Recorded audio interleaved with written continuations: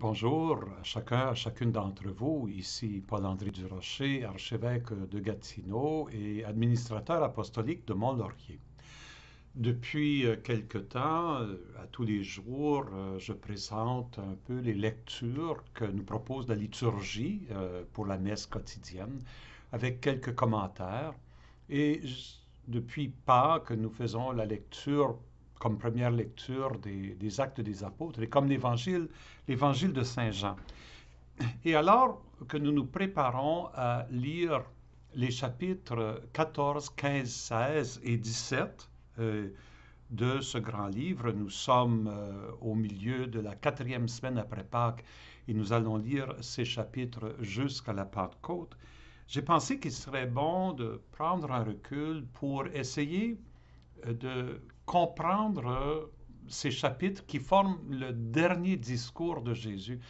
Et en ce faisant, ça m'oblige à parler un peu à propos de l'évangile de Jean dans son ensemble, des évangiles en général. Parce que lorsque nous approchons les évangiles pour la première fois, ils semblent se présenter comme un récit historique pur et simple de la vie de Jésus, un peu comme on rédigerait la biographie d'un personnage aujourd'hui. Mais nous en avons 4 évangiles: Marc, Matthieu, Luc et Jean. Et quand nous explorons les 4 évangiles, nous nous rendons compte que les 3 premiers se ressemblent pas mal au niveau des récits qu'ils intègrent, des histoires qu'ils racontent, des discours rapportés de Jésus. Chacun a un point de vue un peu différent, du matériel qui lui est unique, mais on peut presque tout, le, on pourrait dire, les colliger, les harmoniser presque. On les appelle les évangiles synoptiques parce qu'ils voient l'histoire de la même façon. C'est ça ce que ça veut dire, synoptique, voir ensemble. Ils voient de la même façon. Alors que Jean, lui, il fait classe à part. Sa structure, les miracles qu'il raconte, les discours qu'il raconte, le vocabulaire, il est tout à fait différent. À mesure qu'on les étudie, on découvre les liens fondamentaux qu'il y a entre Jean et Luc, Matthieu et Marc. On peut voir comment ils s'inspirent de faits historiques semblables, mais on se rend compte que euh, leur, leur façon de raconter cette histoire-là est très différente. Et ça nous aide à prendre conscience que les évangiles ne sont pas des récits historiques ou biographiques, ce sont des documents de foi qui, à partir de la vie de Jésus, veulent inspirer leurs lecteurs. Ils ont été écrits durant la 3e génération après Jésus, probablement vers l'an entre les années 70 et 90. Donc 40, 50, 60 ans après le ministère et la mort et la résurrection de Jésus. Et ils incorporent la foi vivante des chrétiens et des chrétiennes qui ont médité l'enseignement de Jésus et qui ont essayé de vivre leur foi dans leur réalité quotidienne, dans des contextes assez particuliers les uns aux autres. Pour vous aider à comprendre ça, j'aimerais faire référence à un film que j'ai vu c'était vers l'an 2000, donc il y a déjà 20 ans. En anglais, ça s'appelle The Sixth Sense. En français, le sixième sens. C'est avec Bruce Willis. Dans ce film, Bruce Willis, il joue un psychologue pour enfants qui, au début du film, est victime d'un acte très violent, très criminel, et qui, après, il va rencontrer un petit enfant qu'il va accompagner, un enfant qui a des problèmes très, très sérieux. Et à un moment donné, l'enfant va lui dire que je vois des fantômes, je vois des gens morts, mais ils ne savent pas qu'ils sont morts, tu sais. Et là, le psychologue va essayer d'aider cet enfant-là. Et à la toute fin de l'histoire, il va y avoir un déclic, une révélation, un événement qui va surprendre, ben moi qui m'a surpris profondément, et tout le monde qui a vu cette histoire-là, ce film-là, partage mon sentiment, et qui fait que quand on sort du film, il faut tout le revoir à nouveau parce que l'événement, le déclic, change toute notre compréhension de tout le film. Et là, on saisit vraiment ce qui est arrivé. On a vu des choses, mais on ne saisissait pas ce qui s'arrivait jusqu'à ce qu'à la fin du film, on le dévoile. Ceux qui ont vu le film, vous me comprenez. Ceux qui ne l'ont pas vu, je vous invite à aller le voir. Puis je ne veux pas vous le raconter, mais si je raconte le film, il faut que je le raconte aujourd'hui avec cette révélation finale. Je ne peux pas raconter le film tel que je l'ai vu parce que là, je vais vouloir intégrer dans mon récit ce que j'ai découvert, ma relecture du film, pour que vous compreniez le film, pour que vous compreniez l'histoire comme il faut. Donc, je ne raconte pas le film de la façon qu'il a été projeté, mais je le raconte à partir de ma compréhension qui est venue à la fin, qui me donne accès à comment je pourrais dire, la vraie vérité du récit. Les évangiles, c'est la même chose. La résurrection de Jésus, l'expérience de la résurrection et de l'Esprit Saint dans les jeunes communautés chrétiennes, de vivre ces expériences-là, de recevoir les enseignements des apôtres, a amené à une compréhension profonde de ce que Jésus a vécu, de ce qu'il a fait, de ce qu'il a dit. Et en racontant l'histoire de Jésus, on ne peut pas simplement la raconter comme les disciples l'ont vécu au moment où ils l'ont vécu. On fait une relecture, comme je dis, je fais une relecture du film et je raconte le film avec cette relecture. Les évangiles sont des relectures de l'histoire de Jésus. Est-ce qu'on va dire qu'ils ne sont pas vrais, qu'ils inventent des choses? Non. Mais ce qu'ils font, c'est qu'ils vont développer le sens des événements, des gestes, de l'enseignement à partir de l'expérience du ressuscité. Et donc, ils ne rapportent pas, comment je pourrais dire, littéralement les mots de Jésus, les gestes de Jésus. Ils rapportent le sens profond des mots et des gestes de Jésus, autrement on ne comprendrait rien. Si on avait seulement les biographies, on serait comme les apôtres au moment où c'est arrivé, on serait plein de questions, on ne comprendrait rien.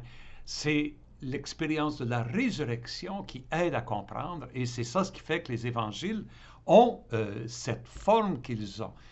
Et l'évangile de Jean, le dernier évangile, il est réfléchi ou relu à partir de l'expérience du ressuscité de l'Esprit, mais de l'expérience de cette communauté particulière qui est la communauté de l'évangéliste qui pendant 30, 40 ans a approfondi ce message-là. Venons-en maintenant au discours, parce que Jean est le seul qui présente un très long discours de Jésus le soir avant de mourir. Les autres évangélistes ne racontent pas. Luc a certains éléments d'un court discours de Jésus le soir avant de mourir. Marc, Matthieu, aucun. Mais Jean, c'est 4 chapitres. 4, 16, 17, 18, 19 chapitres. Excusez-moi, 14, 15, 16 et 17. Là, je suis en train de me mêler dans mes chapitres. Vous me suivrez, vous allez comprendre. Oui, c'est ça, 14, 15, 16 et 17. 4 chapitres d'un très grand discours. Et contrairement au discours d'avant, le dernier soir avant de mourir, là, les autres discours dans l'évangile de Jean sont toujours après les signes. Jésus explique les signes, les miracles dans des grands discours. On l'a vu dans les dernières semaines avec le grand discours sur le pain de vie. Après avoir multiplié le pain de vie, là, il fait un grand discours sur le pain de vie. Ici, il donne le sens de sa mort et de sa résurrection. Donc, le discours vient avant. Mais de fait, c'est comme si c'est le Christ ressuscité qui nous parle déjà. C'est déjà le ressuscité qui parle à ses apôtres. De fait, il n'est pas juste en train de parler à ses apôtres, il est en train de parler à nous, les croyants par après. Il donne le sens de sa mort et de sa résurrection et le sens de ce que ça veut dire vivre de l'Esprit Saint. Et ça va être dans ces chapitres-ci qu'il va vraiment parler de l'Esprit Saint, du Paraclet, comme il l'appelle, celui qui vient à notre aide, il va approfondir ça. Donc, ce discours, il est différent des autres discours aussi, parce que les autres discours, c'était toujours dans un contexte de controverse. Hein. Vous avez remarqué, les discours de Jésus au moment des miracles, etc., c'est toujours face à l'opposition. On ne croit pas, on refuse de comprendre ce qu'il dit. Donc, c'est toujours dans la controverse. Ici, c'est un discours dans l'intimité avec ses apôtres. Il parle aux siens. Il parle à ceux qu'il aime. Il parle à ceux qui croient en lui. Donc le ton du discours est complètement différent. Et si vous lisez tout le discours dans son ensemble, vous allez remarquer qu'il y a beaucoup de redites. On revient, on répète. Jésus semble répéter des choses qu'il a déjà dites, il les redit. Les spécialistes sont d'accord que le discours n'est pas... Il forme une unité, mais il n'a pas été rédigé dans une unité. Probablement qu'il y a eu un premier discours, on pourrait dire une première relecture, puis ensuite une deuxième relecture et une troisième relecture qu'on trouve un à la suite de l'autre. Avec des éléments, ils sont allés chercher peut-être des éléments que la première fois on n'a pas intégrés. Ça ne veut pas dire qu'ils sont en train à chaque fois de créer des nouveaux éléments parce que dans la communauté, il y a beaucoup de souvenirs qu'on a de Jésus, beaucoup de ses paroles qu'on raconte. Et là, à mesure que l'Évangile s'enrichit, parce que c'est l'autre chose qu'il faut comprendre, les évangiles n'ont pas été écrits d'un coup, c'est un travail, on pourrait dire, jusqu'à un certain point collectif, mais certainement qui a pris plusieurs années à développer. Plusieurs personnes y ont mis la main à la pâte pour arriver à la forme finale que nos évangiles ont maintenant. La plupart des spécialistes s'accordent pour dire que ce discours final de Jésus, il comporte plusieurs tranches. Et moi, dans mes présentations sur ce discours, je vais suivre l'auteur Xavier Léon Dufour, qui propose, lui, je trouve que ça se tient, ce qu'il propose, c'est qu'on peut pratiquement discerner le chapitre 15, un premier discours, le chapitre 16, le chapitre 14 d'abord, ensuite 15, grosso modo, un deuxième, et chapitre 16, un troisième, et le chapitre 16 va reprendre beaucoup de ce qu'il y a dans le chapitre 14. Et en la fin du discours, le chapitre 17, là, c'est complètement différent. Jésus n'est plus en train de parler à ses disciples, il est en train de parler à son Père. C'est une prière. C'est une prière que Jésus fait à son Père. Et on peut imaginer le Christ ressuscité qui intercède auprès du Père. Pour nous, aujourd'hui, c'est cette prière-là qu'il est en train de dire pour nous aujourd'hui. Quoiqu'elle se présente sous la forme d'une prière qu'il dit pour ses apôtres ce soir-là. Ça fait penser dans le livre du Deutéronome, le dernier chapitre, c'est presque une prière de bénédiction sur le peuple que Moïse donne à la fin de sa vie. Ici, Jésus, c'est sa prière pour ses apôtres.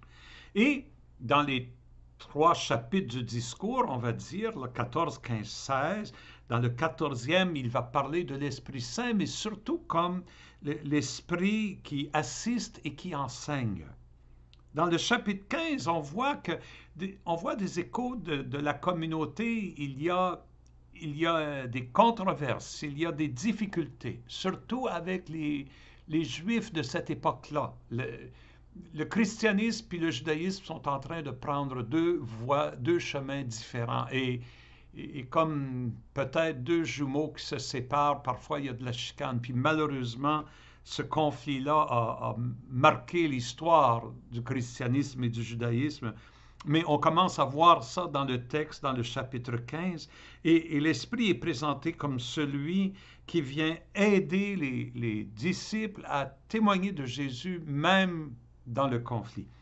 Et dans le 16e chapitre, là, il semble, on peut presque voir que la rupture entre la communauté chrétienne et la synagogue, elle est complète. Là, le rôle du Paraclet, c'est de montrer comment le monde, il est sur un chemin d'erreur, alors que les chrétiens doivent être conduits vers la vérité tout entière. Et enfin, le dernier chapitre, le chapitre 17, qui est sur le discours. Euh, Ça va être la structure que je vais suivre dans ma présentation. Euh, et donc, pourrez revenir à cette petite vidéo introductive au discours. J'espère que ça vous aide à comprendre un peu le sens de ces 4 chapitres absolument extraordinaires qui presque devrait être lu d'une traite quand on le lit dans un esprit de prière, parce que c'est vraiment un chef-d'œuvre de la littérature religieuse en général, mais surtout du Nouveau Testament. Ça nous fait entrer dans le mystère vraiment du Christ ressuscité et de son union au Père dans l'Esprit. Je vous souhaite de suivre et d'approfondir cet évangile avec beaucoup de fruits dans votre vie personnelle. Alors, bonne lecture à vous.